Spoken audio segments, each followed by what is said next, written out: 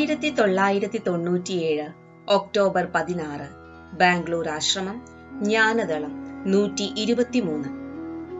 ഈശ്വരൻ എന്ന കുഞ്ഞ്. ഈശ്വരനെ സ്വർഗത്തിലെവിടെയെങ്കിലും ഇരിക്കുന്ന പിതാവായാണ് നിങ്ങൾ എല്ലായ്പ്പോഴും വിചാരിക്കുന്നത്. എന്നാൽ ഈശ്വരനെ ഒരു കുഞ്ഞായി കാണാൻ പറ്റുമോ?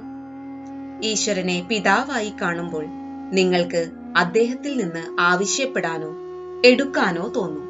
എന്നാൽ ഈശ്വരനെ കുഞ്ഞായി കാണുമ്പോൾ നിങ്ങൾക്ക് ആവശ്യങ്ങൾ ഉണ്ടാവുകയില്ല. ഈശ്വരൻ നിങ്ങളുടെ നിലനിൽപ്പിന്റെ ഉൾക്കാമ്പാണ്. നിങ്ങൾ ഈശ്വരനെ ഗർഭം ധരിച്ചിരിക്കുകയാണ്. നിങ്ങളുടെ ഗർഭം സംരക്ഷിച്ച് കുഞ്ഞിനെ ഈ ലോകത്തിലേക്ക് കൊണ്ടെത്തിക്കണം. മിക്കവരും എത്തിക്കുകയില്ല. എത്തിക്കുന്നവർക്ക് ആഗ്രഹങ്ങൾ സാധിപ്പിക്കാനും കഴിയും.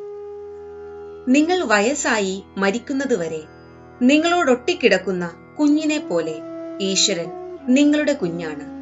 ഈ കുഞ്ഞ് ഭക്തനോട് ഒട്ടിക്കിടന്ന് പോഷണത്തിനു വേണ്ടി കരയുന്നു.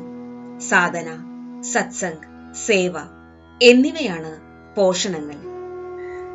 ബെൽമ: കുഞ്ഞിനോട് പ്രാർത്ഥിക്കാൻ പറ്റില്ല, പിതാവിനോട് മാത്രമേ പ്രാർത്ഥിക്കാൻ പറ്റുകയുള്ളൂ. ഗുരുദേവ്: എന്തിനാണ് നിങ്ങൾ പ്രാർത്ഥിക്കുന്നത്? എന്താണ് നിങ്ങൾക്ക് ചോദിക്കാനുള്ളത്? നല്ല ഒരു പിതാവിന് മക്കൾക്ക് എന്താണ് കൊടുക്കേണ്ടത് എന്ന് അല്ലാതെ തന്നെ അറിയാം. ബെൽമ: അപ്പോൾ സമർപ്പണമോ? ഗുരുദേവ്: ഒരു കുഞ്ഞിനോടുള്ള നിങ്ങളുടെ സമർപ്പണം കൂടുതൽ യഥാർത്ഥമാകും.